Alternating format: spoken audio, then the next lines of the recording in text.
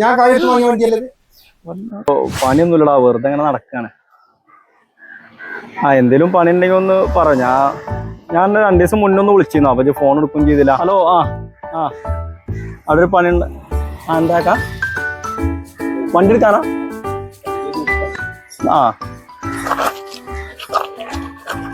എടുത്തോളി.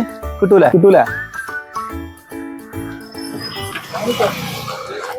അവിടെ കൊണ്ടുവന്നിട്ട് എത്രങ്ങാനും സ്ഥലം അവിടെ ഇവിടെയൊക്കെ കിടക്കുന്നുണ്ട്. എന്നിട്ട് കൊണ്ടുവന്നിട്ട് കണ്ട് വണ്ടി എടുക്കാം. വല്ല അർജന്റ് ഉണ്ടെന്നുണ്ടെങ്കിൽ ആ മനുഷ്യനെ പറ്റുമോ?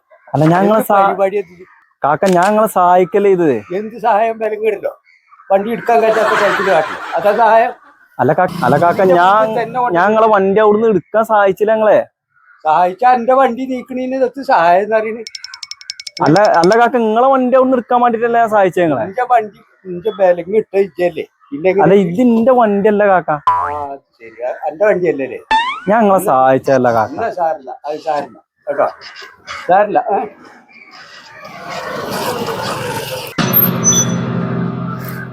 ഹലോ, വണ്ടി എടുക്കട്ടെ.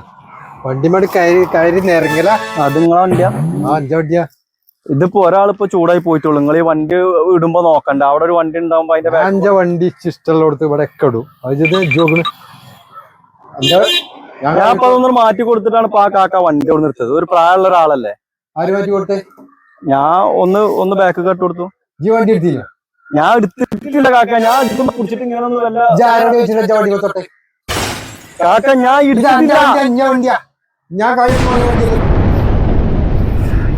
ഞാൻ കാക്ക ഒന്നും കാട്ടിയില്ലേ. ഞാൻ ഈ വണ്ടി എടുത്തിട്ട് ഇങ്ങനെ ഇതിനുമ്പോ ഇങ്ങനെ കുടിച്ചിട്ട് ഇങ്ങനെ കയ്യിൽ കുത്തിരിക്കല്ലേ അല്ലേ? അല്ലെങ്കിൽ തന്നെ സ്റ്റാൻഡൊക്കെ എത്ര പിന്നെ ഇതാക്കിയത്, ആകെ വണ്ടി ആകെ നാസാക്കി. കാക്കു, ഞാൻ ഒന്നും കാട്ടിയിട്ടില്ല കാക്കു.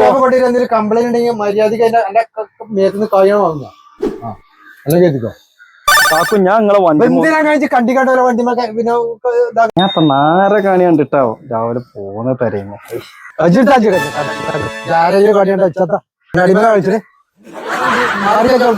കേട്ടോ.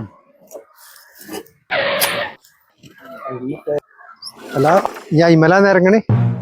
നീ ചോദിക്കാൻ ഞാൻ അവിടുന്ന് വേറെ ആൾക്കാരെ വണ്ടിയാണ് കയറി അയിമ ഇരുന്ന് കേട്ടാ ആസാക്കി. ഇനി അയിമല ഇതാകണേ. നിന്റെ വണ്ടി കാക്കുവോ? ഇത് ഞാൻ പൈസ കൊടുത്ത് മേടിച്ച വണ്ടിയാണ്. അതിപ്പോ ഞാൻ അറിയില്ല. ഈ ബലാലിന് വണ്ടി ഉണ്ട് സ്വന്തം, അതൊന്നും അറിയില്ല.